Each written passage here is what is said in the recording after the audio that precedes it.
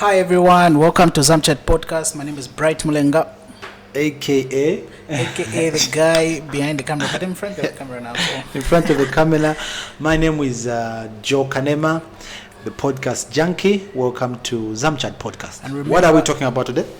Before that, remember subscribe to our channel, and you can follow us on Instagram, TikTok, and Facebook. Yeah, so today we're going to talk about retail pharmacy. So what's a retail pharmacy? Yeah, I think it's important that we have this conversation because I get asked. Move just a bit inside. I get a lot of questions because I've been doing pharmaceutical consultancy for a while now, having been participated in a couple of projects in this country. Yeah. Having helped a couple of people open up their retail pharmacies. And, like this one we are shooting from. Yeah. So I get asked a lot of questions. So obviously I think hopefully this episode will be able to help. And I just want to say something that I think after this episode, I'm pouring out everything in this episode. The next time somebody asks me about how to open a retail pharmacy, if you are a friend or whatever, I'll direct you to this episode, or else I'll charge you 500 kwacha or even 1,000 kwacha. Even 5 pin. Yeah. 5,000. So, what are the laws that govern the operations of a retail pharmacy? Like, for example, if I want to open a retail pharmacy, what do I need to do? What do I need to have? Is there laws that I'm supposed to follow? Yeah. So I think you talked about. You asked me what basically a retail pharmacy is. I think in simpler terms, a retail pharmacy is sort of like an extension, say, of a hospital pharmacy. Or same thing like a hospital pharmacy, but in this case it's in the community. It's not the pharmacy isn't in the hospital, but it's in the community. So it's basically a community pharmacy. Yeah, it's a community pharmacy. Synonym, right? Yeah. Okay. So it's basically a community pharmacy. It's basically it's a shop operating more or less like any other retailer out there, any other retail shop, but in this case it's a specialized store. Okay. It's specialized because you are selling specialized products which are medications which you don't normally find in any other shop. Okay. So even when you are registering your retail pharmacy with PACRA, under there's a section where you need to define what retail you are trying to register. Okay. So it's a specialized store where you sell specialized merchandise, which are in this case is medication that you don't find in any other retail store. But it's obviously the mechanism behind is like the way any other retail store operates. Whether you sell sweets, or whether you are selling books, any grocery shop really. But in this case it's just specialized, and you have got specialized human resource, who in this case are pharmacists, and also pharmacy technologists as well. And like in any other retail store where you have any other person who can work there. So I think that's so what, in retail pharmacies there's also there's also sell cosmetics there, right? There's also cosmetics. Is it also a requirement for the law to have someone who's specialized in that, or maybe even the pharmacists can handle those? For cosmetics, it's not a requirement that you need to have a specialized individual, in this case a pharmacist or maybe a pharmacy technologist. Any other person can sell. Obviously they need to just have basic knowledge regarding cosmetics. But obviously a pharmacist in their nature, they are trained. For instance, components in pharmaceutics where you look at creams, lotions, where you look at lotions. So obviously they've got that understanding and they know in detail what these are. But obviously, to answer your question, there isn't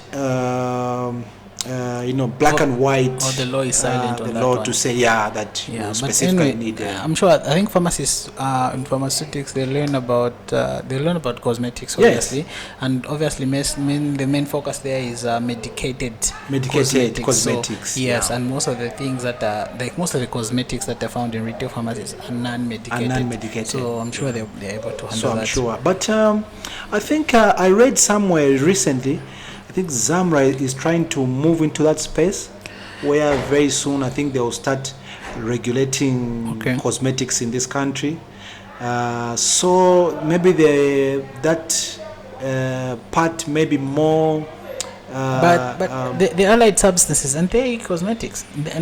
So I think they'll fall under allied substances. Okay. They'll fall under allied substances like any other maybe instruments or maybe medical consumables and surgicals. So they may fall under allied. So maybe by the fact that Zamra wants to start regulating them, maybe there may be that need to have like specifically a pharmacist or maybe a farm tech, not sure to handle specifically. The name as well. Because it was PRA, now Zamra. Not sure. But because there's I think a confusion somehow between Zamra and Zamsa. Yeah. So maybe there may be that need to change. And then your second question also was the laws that govern. The laws that govern. Obviously, we have the Zambia the Medicines and Allied Substances Act. It is the MASA, although now it's being reviewed. So it's the in name the process. May change as well. Yeah, that is the law or which births or gives birth to retail pharmacies. Or basically to any other, even wholesale pharmacies and industrial pharmacies in this country. And of course, under the authority of Zamra. Right? That's Zamra. And but the personnel who works in a retail pharmacy is coming from another regulated by another institution. A lot of debate also around that. So the personnel is regulated by HPCZ, which is the health but the professions products they handle, they are regulated by some other entities. So what does someone need to operate a retail pharmacy? Like, what do they need? They just need any other shop? What the specifications of what's supposed to be in the shop? That question is loaded. I can try to answer it in parts.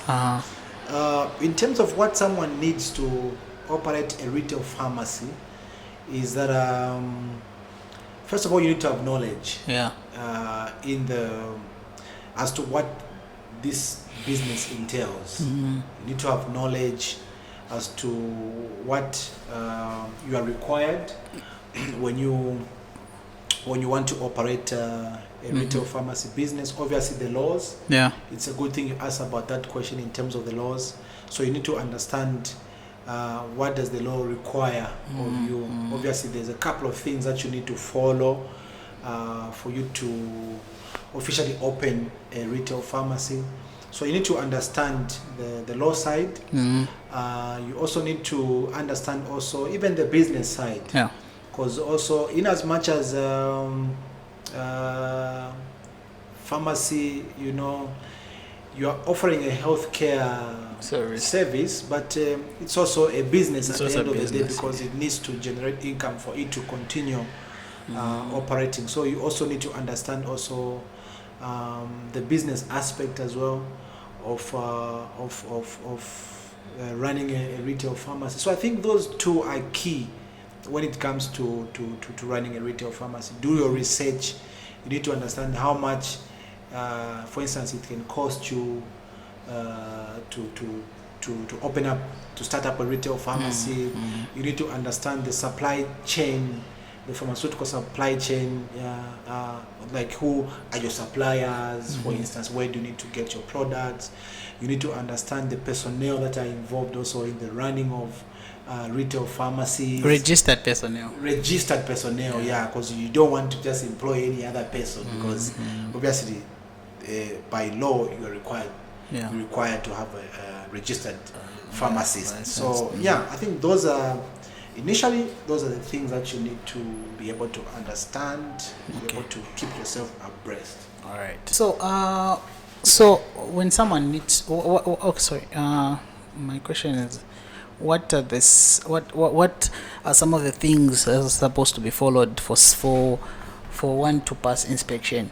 For example, if you apply for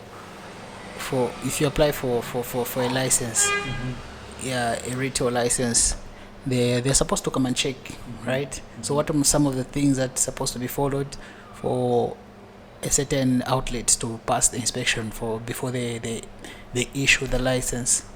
Yeah, that's a good question, which also ties into the question that you asked. Very good question as well.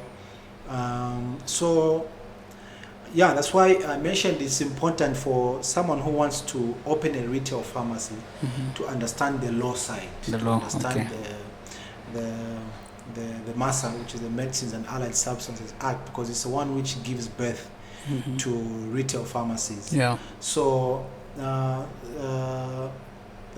ZAMRA, which is a Zambia Medicines Regulatory Authority, they have got guidelines that they've issued, and that those guidelines are the ones that they expect you to follow as a person who wants to open a retail pharmacy. Oh yeah. So I think these guidelines are are online. They are on their website. Somebody can just, and I always tell people that want to open retail pharmacies. Many times, you know what happens is somebody would have done everything on their own, and then when they get stuck, because the inspectors, when the inspectors come, you find that somebody is stuck because they will not pass the inspection. That's when now they'll come and ask you, maybe as a consultant. So I always encourage people, if you want to open a retail pharmacy, the first thing that you need to do first is you need to understand the law, which is the question which you asked. Yeah.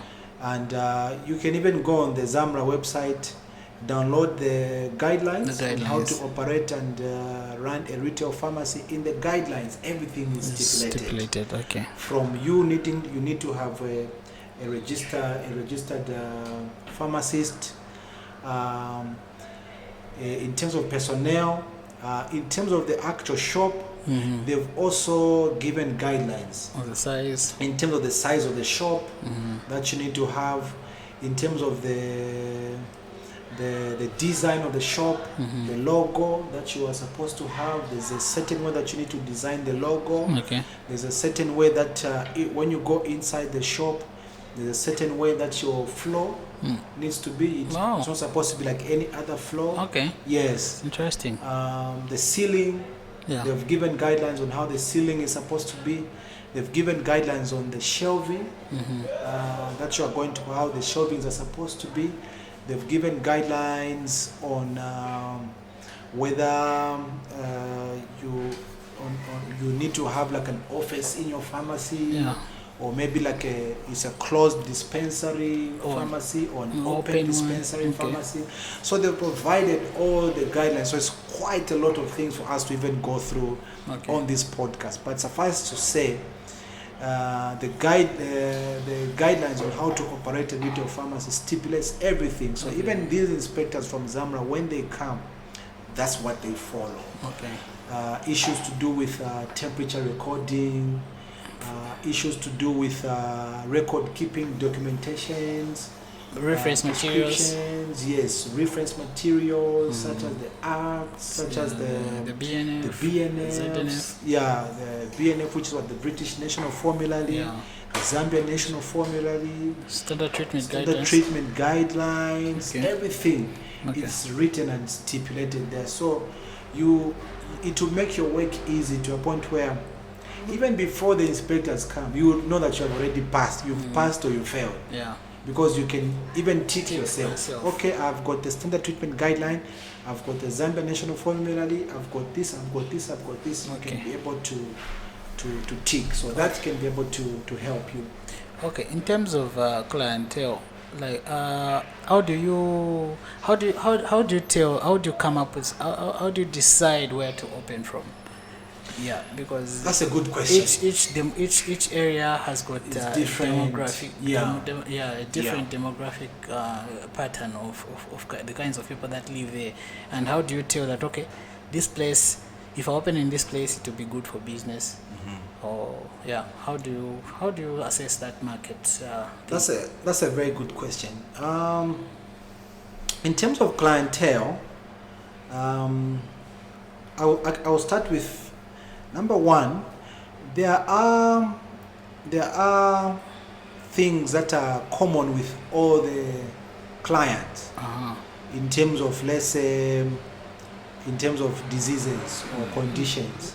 I'll give an example.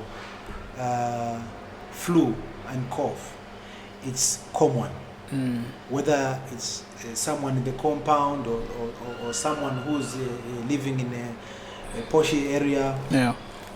When it's like around June, July, August, those are prominent across the board everywhere. So in a retail pharmacy, when it comes to like cough mixtures, those are one of the fastest moving products in any retail pharmacy wherever you can go. It's common across the board. But again, another thing, maybe for instance, such as painkillers, they are also common across the board.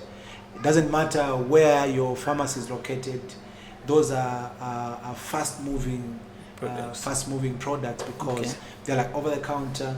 Whenever maybe someone has got a headache or a toothache or something like that, they'll always come and buy. But in terms of differences, there are conditions such as maybe diabetes, or maybe there are conditions such as maybe hypertension. You find that this certain area maybe is more prominent as compared to this certain area. And again, the other thing is also sometimes it's the buying power of certain areas. You find that maybe it's in the compounds, they may not be able to afford to buy like a Benylin for flu, which is costing maybe 300 kwacha. They would rather buy like a Zicaf cough syrup, maybe which is costing 35 kwacha or 40 kwacha. So when you look at the area where you want to open also, you need to also put in mind to say, okay, if I'm opening my retail pharmacy in a compound, for instance, people may not be able to manage to buy the high end. So products. You try to ensure that you have got more of the low end, but you keep in mind that there's always one or two people that can come through to buy these high end products. Okay. So as well as the same with the people in these areas, or maybe on at the malls, because there are people who have got high buying power who can come and buy, or they don't mind something is 5,000 kwacha, they can buy it cash, So I think those are some of the things. So in terms of looking at the area, it's just basically as to what your target is. If you want to say, okay, I want to target the compounds, you need to ensure that you keep all those things that many people there can afford. And the good thing also with the compounds is that they may not be able to afford to buy like things of high value, but they buy. There are many. It's multiple buying. The returning patients are. It's multiple buying. You find that maybe they'll be buying like maybe ibuprofen, but there's many people because there the populations are many. Okay. So you find that that also plays to your advantage. Whereas in other areas, maybe say, I'll give an example like maybe a Kablonga or something. You find that there may be not so many repeats, but somebody will come and buy like things worth 5,000 kwacha, and then off they go. You find so there are those variations and there are those differences. So it's just according to you and in which type of customers you want to tap in. So there's sometimes I think people neglect to say, the compounds I wouldn't want to open there. Let me just focus on and some just want to focus on high end. They don't want to focus on but Both are okay. Okay. And you can still do fine anywhere, provided you just. If I want to open a retail pharmacy today, how much do I need? I get asked that question, I think, almost every week. Yeah. Someone asks me that question. I want to open a retail pharmacy. How much? How much do I How need? much does it?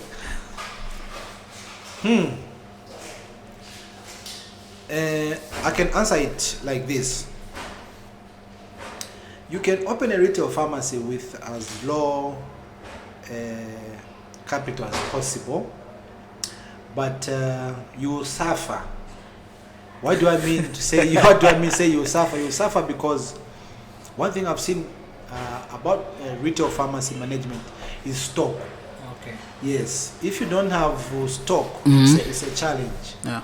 But for you to have stock, you need money. Yeah. So if you have got stock, let's say of 20,000 kwacha, you can start a retail pharmacy with stock of 20,000 kwacha. Yeah. or 10,000 kwacha. You can start. You only have maybe one cough mixture of each. You get the point. Yeah. But if you have got 20,000 kwacha, how much do you think you'll sell if you have got stock of 20,000 Yeah. kwacha? You're not going to sell You're not much, or gonna sell 10,000 kwacha. But someone who's got stock of 200,000 kwacha. obviously they're going to sell more than you. So you can even start with stock of 10,000, even 5,000 kwacha. Okay. But it would be a very painful journey. Yeah. To try and get to a certain level, because until the retail pharmacy is satisfied, it will continue chewing from you, even from your own pockets, salary. yeah. You find that you have to put in there over a period of time until it reaches a certain level where it will be. I think in the episode where we had Mr. Saini, who's like a guru and an expert in this area, he mentioned about reaching the break-even point. The break-even point, whereby at least at that time you're not removing money from your pocket anymore. Yeah, it's able to pay salaries. Maybe you're not making a profit, but it's able to pay all the expenses, to pay for the rent, stock, to pay for the rent, to pay for the what. Yeah. At that time, then you reach, until retail pharmacy reaches a certain point, it will always be chewing from you. Okay. Yeah. So that question of how much you need is relative, but if, like I mentioned, you can either start small, but you suffer along the way, or you can start like on a level whereby you are fine. So those that can start So maybe someone may be discouraged when you say they will suffer. Yes, you suffer. That's the truth. No, but I mean, but obviously things may get better. Yes, but it may not be as smooth as someone who has high capital. Yes, it will not be smooth. Definitely, it will not be smooth. Just to put it out there. Yeah. And I just want to make mention. And the other thing is, I think people think that retail pharmacies is like it's easy and it's just quick. That's why many people just want to open a retail pharmacy. But it's important to note that I think with any other business, there's need for you to put in a lot, and it sometimes even your own money, your salary, you are putting in there. But maybe to answer that question on if you want to start like proper, just stock. Yeah. You're probably looking at something even not less than 300,000 kwacha. Wow. Just stock. And then in terms of the shelves, in terms of the just the general aesthetics of the pharmacy, it depends on what you want. For some, they want very elegant.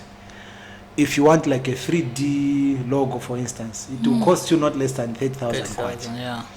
Or maybe you can go for a 2D. So on that one, it depends on what you want and the size of your shop. The bigger the size, the more you have to spend on the shelves.